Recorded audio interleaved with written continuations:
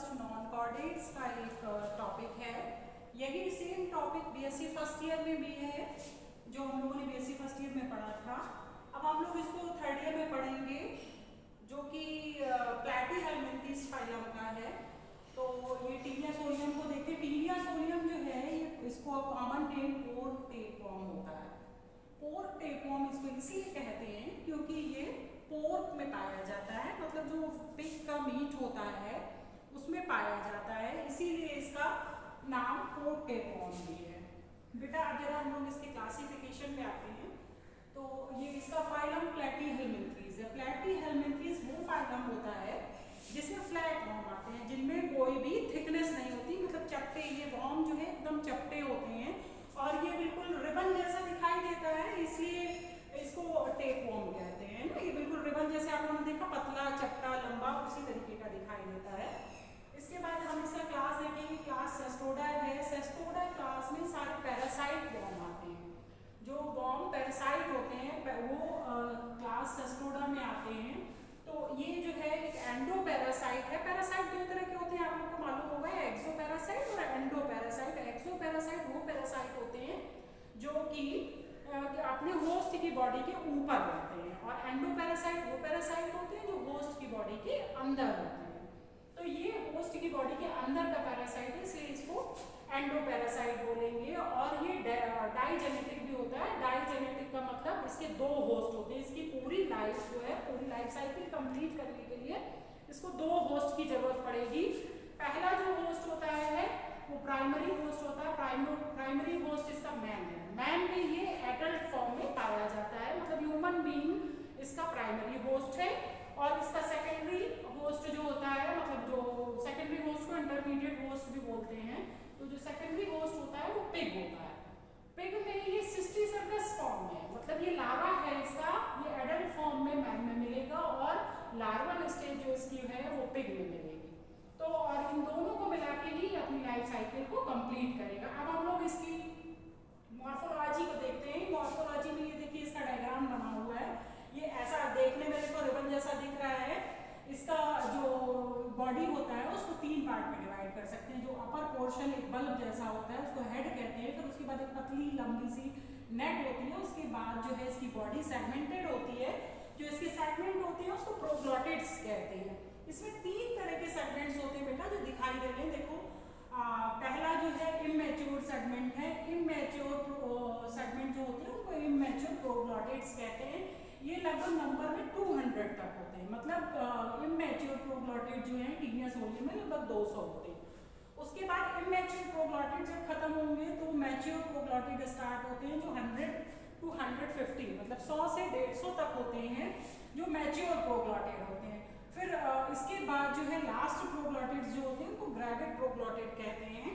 Gravid proglottid जो होते हैं 150 to 200 होते हैं, मतलब 150 से 200 तक। अब ये पूरा अगर हम देखते हैं कि सारे सेगमेंट्स को अगर जोड़ दें तो लगभग ये 800 to 900 प्रोग्लॉटिड्स इसकी बॉडी में प्रेजेंट होते हैं। बेटा ये होता है क्या है, ये नेक की तरफ से हमेशा इसमें ग्रोथ होती रहती है और ये जो सेगमेंट्स होते हैं वो नीचे की तरफ खिसकते जाते हैं और लास्ट के जो सेगमेंट होते हैं धीरे धीरे टूट कर गिरते जाते हैं। अब ये इमैच्योर और मैच्योर और ग्रेविड प्रोग्लॉटिड में क्या डिफरेंस होता है? इसमें ये डिफरेंस होता है, इमैच्योर प्रोग्लॉटिड वो प्रोग्लॉटिड हैं जो अभी पूरी तरीके से बने नहीं है, मतलब जो इनके अंदर इंटरनल ऑर्गन है वो पूरी तरीके से डेवलप नहीं हुए हैं, इसलिए इनको इमैच्योर कहते हैं। और जब ये नीचे की तरफ खिसकते आएंगे तो इनमें इनको हम मैच्योर प्रोग्लॉटिड इसलिए कहेंगे क्योंकि इनमें ऑर्गन्स फॉर्मेशन हो गया है। चूंकि ये हर्माफ्रोडाइट होती है तो इसमें मेल और फीमेल रिप्रोडक्टिव ऑर्गन दोनों सेम एनिमल के अंदर होते हैं। और जो ये मैच्योर प्रोग्लॉटिड होंगे इनमें ओवरीज और टेस्टिस दोनों तरह के ऑर्गन्स प्रेजेंट होंगे। और चूंकि एक ही बॉडी में दोनों होते हैं तो इनमें सेल्फ फर्टिलाइजेशन हो जाता है, मतलब फर्टिलाइजेशन अपने आप हो जाता है। और जब ये फर्टिलाइज हो जाएंगे तो ये फिर उसके बाद आगे जो स्टेप हम लोग पढ़ेंगे तो ग्रेविड सेगमेंट होंगे। ग्रेविड सेगमेंट जो होते हैं वो धीरे धीरे टूट कर गिरते रहते हैं और ह्यूमन बीइंग के फीकस के साथ बॉडी से बाहर जाते रहते हैं। और यही ग्रेविड्स जो प्रोग्लॉटिड्स होते हैं यही होस्ट को चेंज करने में यही उत्तरदायी होते हैं। मतलब ये पिग में कैसे जाएगा, ये ग्रेविड प्रोग्लॉटिड इस तरीके से जैसे इसमें देख रहे हैं ना टूट गए हैं, और इन्हीं को ये फीकस के साथ ह्यूमन बीइंग डिस्चार्ज करता है और इसी सेगमेंट्स को फीकस के साथ जो पिग होता है वो खा लेता है, तो वो पिग की बॉडी में पहुंच जाते हैं।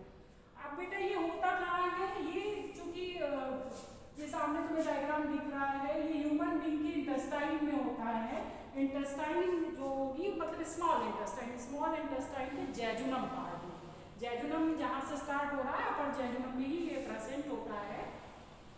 अब इसकी लाइफ साइकिल हम देखते हैं, जो कि लाइफ साइकिल बनी है जैसा कि पहले भी हमने बताया कि इसकी लाइफ साइकिल में 2 होस्ट होते हैं। पहला host primary host human being होता है और दूसरा होस्ट इंटरमीडिएट होस्ट जो है वो पिग होता है। तो इसमें है क्या, अब ये देखो जैसे हमने बताया कि ये ओवल शेप का हमने बनाया हुआ सिस्टिसर्कस लार्वा है जो सरफेस व्यू से दिख रहा है। इसी को हमने ये यहाँ पर सेक्शन कटिंग है, ये इमेजिनेट हो रहा है, मतलब ये नीचे की तरफ मुड़ रहा है और इसमें हुक जैसा ये डेवलप हो गया है। उसके बाद ये आगे इस तक में आएगा तो इसमें एक नेक डेवलप हो जाएगी और नेक के ऊपर एक सकर डेवलप हो जाएगा। ये सकर के थ्रू ही ह्यूमन की इंटेस्टाइन में चिपक जाता है और इंटेस्टाइन की म्यूकोसा से चिपकेगा और उसको सक करना स्टार्ट कर देगा। उसके बाद ही ये जैसे ही सकिंग स्टार्ट कर देगा धीरे धीरे इसमें ग्रोथ हो जाएगी और ये एडल्ट फॉर्म में कन्वर्ट हो जाता है। जैसा पहले भी बता चुके हैं कि ये देखिए ग्रेविड सेगमेंट इधर से टूटा है, जैसा डायग्राम में दिखाई दे रहा है, टूटा है और ये फीकस के साथ बॉडी से बाहर आया है। और जो ये ग्रेविड सेगमेंट है इसमें बहुत सारे एग्स ऑलरेडी प्रेजेंट है। अब ये जब फीकस के साथ बाहर निकलेगा और कोई पिग आकर के इस ग्रेविड सेगमेंट को फीकस के साथ खा जाएगा तो ये पिग की बॉडी में ट्रांसफर हो जाएगा। ये पिग की बॉडी में दिखाई दे रहा है, पिग की बॉडी में जाके हैच हो जाएगा तो एक लार्वल स्टेज बनाएगा जिसको कहते हैं हेक्साकैंथ लार्वा। हेक्साकैंथ लार्वा को हेक्साकैंथ लार्वा इसलिए कहते हैं क्योंकि इसमें देखो ये 6 हुक्स लाइक स्ट्रक्चर दिखाई दे रहे हैं, इसीलिए इसको हेक्साकैंथ लार्वा कहते हैं।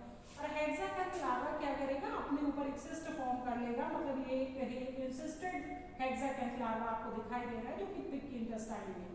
इसके बाद ये देखिए आप बाहर ये हेक्साकैंथ लार्वा दिखाई दे रहा है, ये फ्री हो गया। अब इसको हम लोग कहेंगे फ्री ऑन्कोस्फीयर। ये फ्री होके कहाँ जा रहा है, ये ब्लड सर्कुलेशन के साथ पिग की मसल्स में पहुंच जाएगा। अब आप आगे देखिए, अब मसल्स में जब पहुंच जाएगा तो वही हम लोग जो पिग खाते हैं वो पिग का जब मीट खाएंगे तो ये यही लार्वा मीट के साथ ह्यूमन बीइंग में पहुंच जाएगा और ये वापस, ये देखो यहाँ पर सिस्टिसर्कस दिखाई दे रहा है ना, ये वापस जाके ह्यूमन बीइंग में पहुंच जाएगा।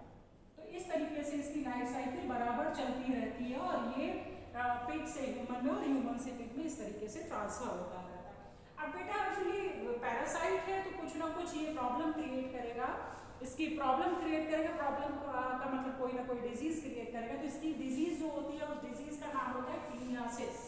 ये टीनियासिस नाम की बीमारी करता है और ये टीनियासिस अर्ली स्टेज में नॉन सिम्पटिक होती है, मतलब कोई इसके सिम्टम्स दिखाई नहीं देते। लेकिन अगर लेट स्टेज इसकी देखेंगे तो इसमें abdominal pain, loss of appetite, weakness ये सब दिखाई देने लगेगी। क्यों? क्योंकि जब इंटेस्टाइन की म्यूकोसा से चिपकेगा, इसके साथ ये सकर्स के थ्रू चिपकेगा तो जो है इंटेस्टाइन को डैमेज करेगा, इसलिए हमारे एब्डोमेन में पेन स्टार्ट हो जाता है।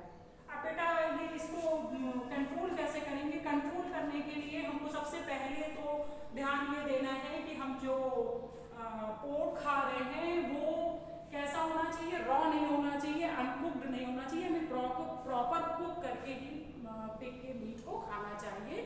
हमको हल्का, मतलब ऐसा नहीं है कि हमने बस थोड़ा सा पकाया और उसको खा लिया। अगर हम इस तरीके का खाएंगे तो वो एग्स जो उसमें होंगे, जो ये लार्वा पड़े हुए हैं, ये डैमेज नहीं होंगे और ये हमारी बॉडी में ट्रांसमिट हो जाएंगे। ये बेटा देखो हम लोगों ने ये इसका हुक ये बना हुआ है, तो ये जो स्कॉलिक्स है, स्कॉलिक्स इस तरीके का ओवल होता है, इसमें 2 जो रोस्ट्रम होता है इसी के थ्रू ये चिपकता है। जो भी इंटेस्टाइन में चिपकेगा तो ये सकर्स के थ्रू चिपकेगा। इसके हेड पे 4 सकर होते हैं और ऊपर की तरफ जो ये दिख रहा है इसको रोस्ट्रम कहते हैं। और रोस्ट्रम में 2 रो हुक्स की होती हैं, जिसमें से ऊपर वाली रो एक रो जो होगी उसमें छोटे छोटे हुक्स होते हैं और नीचे की रो में बड़े बड़े हुक्स होते हैं। तो इसी हुक के थ्रू ही ये अटैच होता है। और इसके नीचे जो नेक है इसमें ये देखो लिखा हुआ है स्ट्रोबिलेशन। ये नेक जो है बहुत छोटी होती है, बहुत लंबी नहीं होती है। तो नेक कितनी होती है? 5 to 6 mm की, लगभग 5 से 6 mm की होती है और इसमें स्ट्रोबिलेशन पूरे टाइम सेगमेंट चलता रहता है, मतलब इसमें सेगमेंट का फॉर्मेशन होता रहता है और वो नीचे की तरफ खिसकते जाते हैं। तो ये इस तरीके से बेटा तुमको टीनियस वॉल्यूम के बारे में पढ़ना है। इसमें इसका लॉन्ग आंसर भी आ सकता है। लॉन्ग आंसर में इसका मॉर्फोलॉजी और लाइफ साइकिल और डिजीज, उसका सिम्टम, उसका ट्रीटमेंट, उसका कंट्रोल हम पूछ सकते हैं। इसका कंट्रोल करने के लिए मेडिसिन, बहुत सारी मेडिसिन आती है, बट टेनेडाजोल अगर हम खा लेते हैं तो ये इसके जो लार्वा होते हैं वो डैमेज हो जाते हैं, मतलब खत्म हो जाती है, मर जाते हैं। तो हम इसको कंट्रोल इस तरीके से कर सकते हैं। और इसमें बहुत सारे शॉर्ट आंसर भी बनते हैं बेटा। शॉर्ट आंसर में कई बार इसका हेक्साकैंथ लार्वा पूछा जाता है, तो ये हेक्साकैंथ लार्वा है, इसको आप लोग अलग से स्टडी कर सकते हैं। कई बार इसमें सेगमेंट्स पूछे जाते हैं अलग से, जैसे कि इमेच्योर प्रोग्लॉटिड पूछ लिया या ग्रेविड सेगमेंट पूछ लिया, तो इनको हमको सेपरेटली भी पढ़ना है क्योंकि ये शॉर्ट आंसर पूछे जाएंगे। बट लॉन्ग आंसर पूछा जाएगा तो इसकी मॉर्फोलॉजी मतलब हमको आनी चाहिए। मॉर्फोलॉजी में हमें इसका डायग्राम मालूम होना चाहिए, उसके बाद इसकी लाइफ साइकिल के बारे में प्रॉपर पता होना चाहिए। तो वो इस तरीके से हम लोग इसको स्टडी